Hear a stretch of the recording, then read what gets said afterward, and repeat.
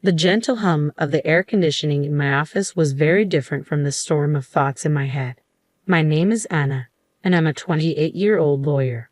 My life now is very different from my chaotic childhood, which I keep hidden even from my closest friends.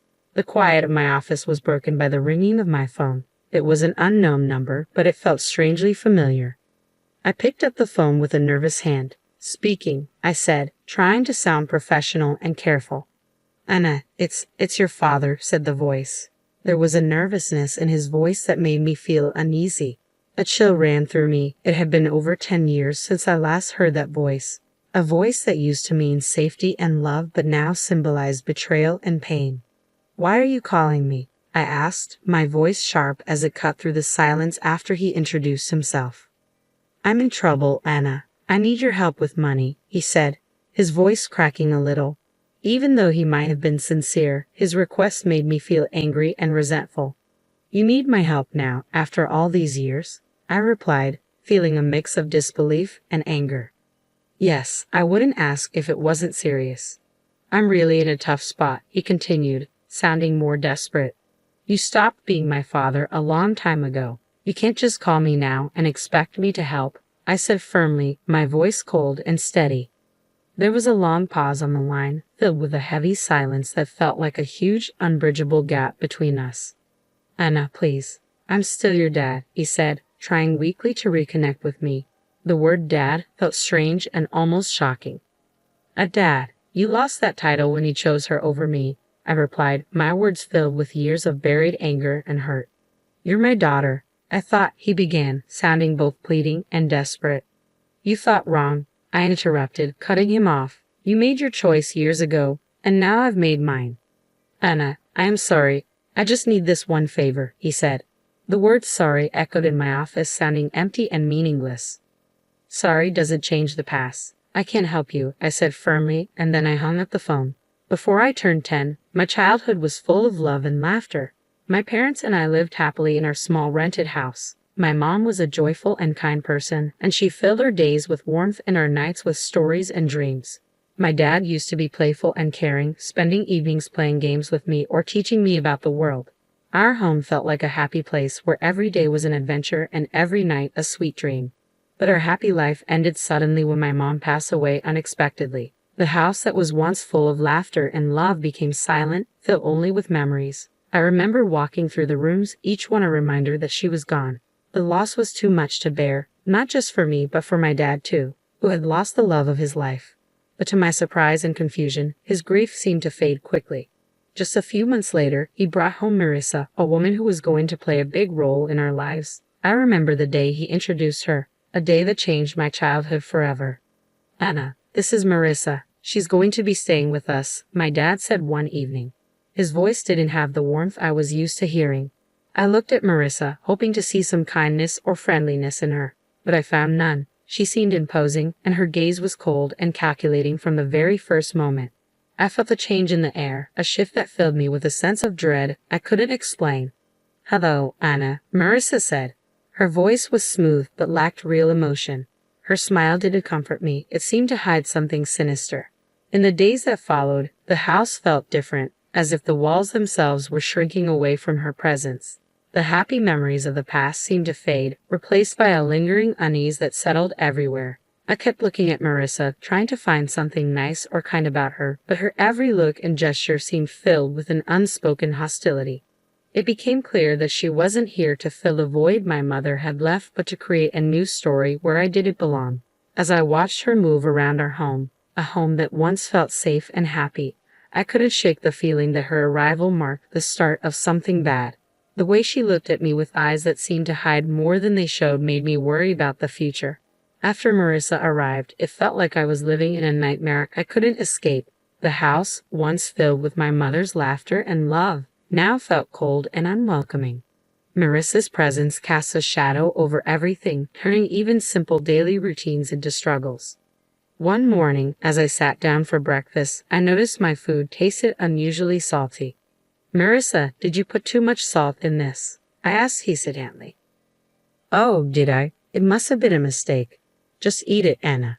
Don't be so picky," she replied, her tone dismissive and almost mocking. The incidents became more frequent and mean-spirited. I remember finding my clothes ruined after they were washed.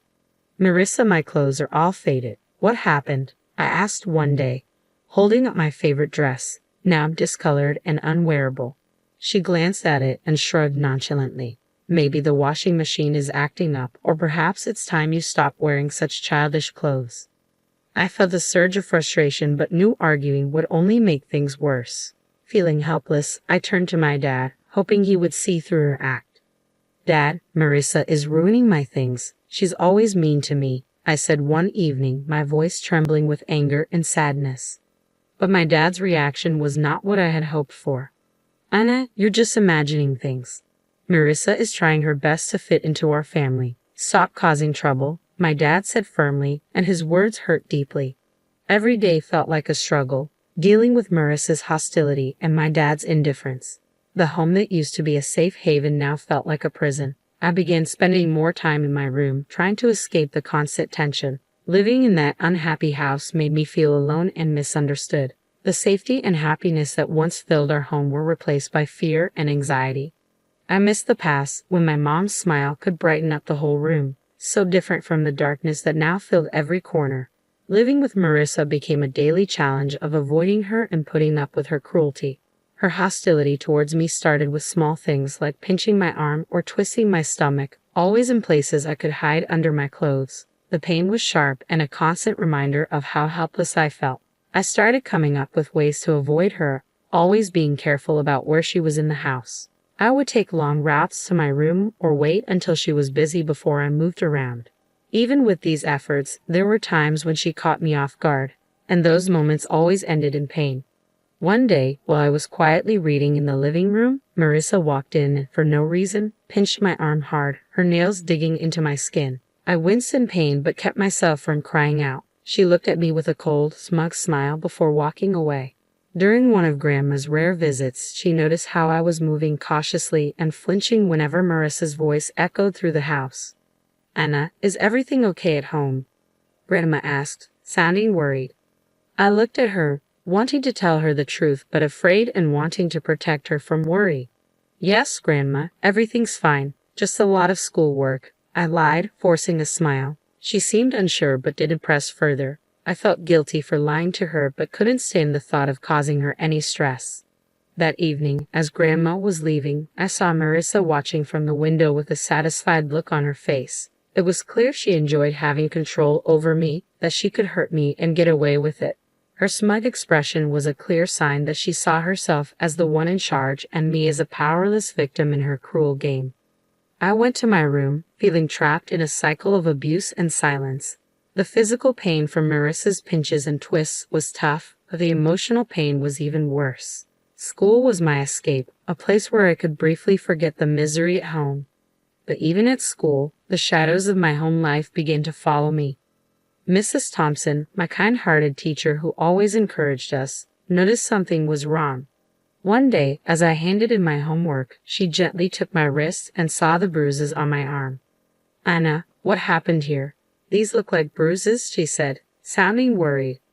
I quickly pulled my arm back, covering the bruises with my sleeve. "It's nothing, Mrs. Thompson. I fell while playing," I lied, not meeting her eyes. Mrs. Thompson didn't seem convinced. "Anna, if something is wrong or if someone is hurting you, you can tell me. It's important to speak up," she said, looking at me with concern. I wanted to tell Mrs. Thompson everything about Marissa and how I lived in fear, but I couldn't find the words. Instead, I forced a smile and said, "Really, Mrs. Thompson, I'm fine. It was just a silly accident." She looked at me thoughtfully, then nodded slowly. "Okay, Anna, but remember, my door is always open. You're not alone," she said with a reassuring smile. I nodded, feeling a lump in my throat. Her kindness made it even harder to keep up the pretense that everything was okay.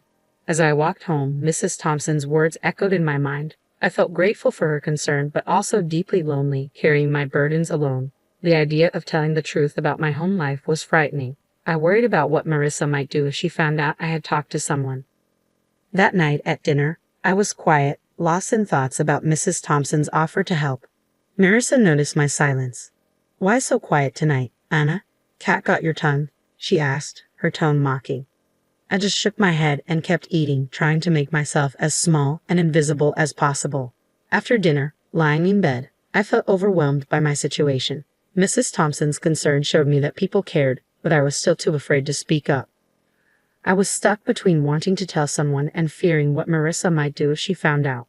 The day Mrs. Thompson decided to involve my father was filled with anxiety for me. I sat nervously in the principal's office, worried about how my father would react. When he finally arrived, he looked stern and embarrassed.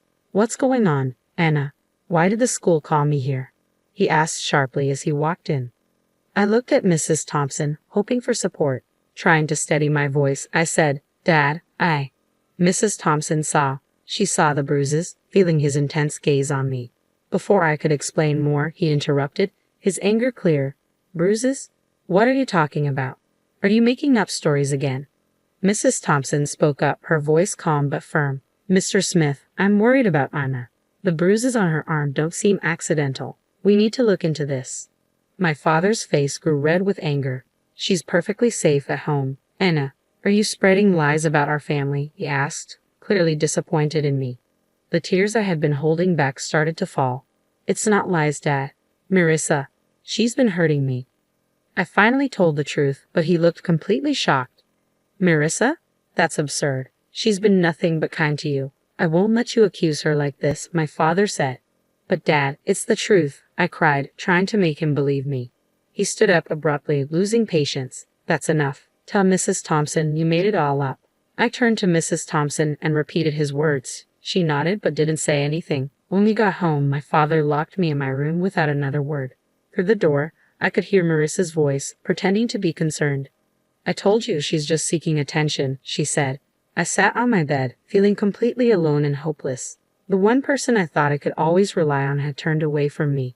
My room, which used to be my safe place, now felt like a prison. I lay there, thinking about everything that had happened. The physical pain from Marissa was hard, but the real hurt came from being disbelieved and punished by my own father. It was a harsh realization that the person who was supposed to protect and love me was now causing me the most pain. The days I spent locked in my room were some of the darkest I'd ever known. Feeling trapped and alone, I knew my only hope was my grandmother. She was always kind and loving, but I had never wanted to burden her with my troubles. One evening, when I was sure Marissa and my father were busy, I gathered the courage to call my grandmother. My hands were shaking as I dialed her number. "Hello," her familiar, warm voice answered. "Grandma, it's me, Anna," I said, trying to keep my voice calm. "Anna, my dear, how are you?" she asked, with genuine care in her voice. Tears filled my eyes as I said, "Grandma, I need help. Can I come and stay with you for a while?" There was a pause on the other end. "What's wrong, Anna? Did something happen?" I took a deep breath and let the words spill out. "It's Marissa. She's been hurting me, and Dad won't believe me. I don't know what to do." I could hear my grandmother's concern as she quickly said, "Of course, dear, come right over." The next day, my grandmother arrived. She was small, but her presence was powerful. She confronted my father with surprising strength. "John, I'm taking Anna with me. She's not safe here," she said firmly. My father, surprised, tried to argue. "Mom, you can't just take her. She's my daughter." "Your daughter whom you're failing to protect," she shot back. "I won't stand by and let her suffer." Marissa tried to stop her. "She's just a child making up stories. You can't believe her over us." Grandma looked at Marissa with a steely gaze. "I can see a scared child when I see one. Anna is coming with me. If you try to stop me, I'll take this to the authorities." Seeing that he was outmatched, my father didn't argue anymore. As I packed my things, I noticed Marissa's defiant look change to one of defeat. Leaving the house with my grandmother, I felt a huge weight lift off my shoulders. For the first time in months, I felt safe. The car ride to Grandma's was quiet, but her presence was comforting. When we arrived, she turned to me and said, "You're safe now, Anna. You don't have to worry anymore." In Grandma's house, I found the love and security that had been missing from my life. It was a place where I could heal and regain my strength. The difference between her warm home and my father's cold house was huge. For the first time in a long while, I felt like I could finally breathe, free from the fear and anxiety that had taken over my life. Years had passed since I left my father's house to live with my grandmother. Her home had been a safe haven full of love and healing. But time brought change, and my beloved grandmother passed away, leaving the huge emptiness. At her funeral, my father and Marissa showed up. Their faces showed fake sadness and hidden excitement. They seemed more interested in what they might get from her passing than truly mourning her loss. After the funeral, when we gathered at Grandma's house, Marissa quickly made her move. "Well, Anna, I guess you'll need to find a new place to live now. This house and everything in it belongs to your father now," she said, her voice barely hiding her pleasure. My father nodded, looking around as if planning what to do with the house. I couldn't help but smile, which seemed to confuse them. "Actually, you're wrong," I said confidently, surprising them with my tone. "What do you mean?"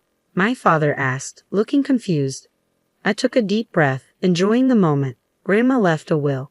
She left the house and a lot of money to me," I explained, watching their faces go from confused to shocked. "But you're just a child. I'm your father. I should be in charge of your inheritance," my father stammered, clearly feeling entitled. Marissa added, her voice sharp, "Yes, until you're of age, your father will manage your property." Their reactions were almost funny. "You didn't even bother to wish me a happy birthday. I turned 18 a month ago. I'm legally an adult now. I make my own decisions," I said firmly, enjoying the look of realization on their faces. My father's expression changed from shock to anger and then to a desperate plea. "Anna, you can't do this. We're your family," he said, trying to convince me. I looked at them, old memories flooding back. "You stopped being my family a long time ago," I said calmly. Marissa stepped forward, now begging, "Please let us stay in the house. We have nowhere else to go. We didn't renew our lease." I shook my head. "This is my house now. You'll have to find somewhere else to live." As they left, I felt years of pain and neglect lift from my shoulders. I stood in the house that was now mine, a house full of my grandmother's love, and felt a sense of closure. The past still echoed in the house, but the future was mine to shape. I sat there with my phone in hand, feeling a mix of emotions, anger, betrayal, and a sense of injustice. But through it all, there was also a feeling of strength, a reminder of the resilience that had helped me through the toughest times.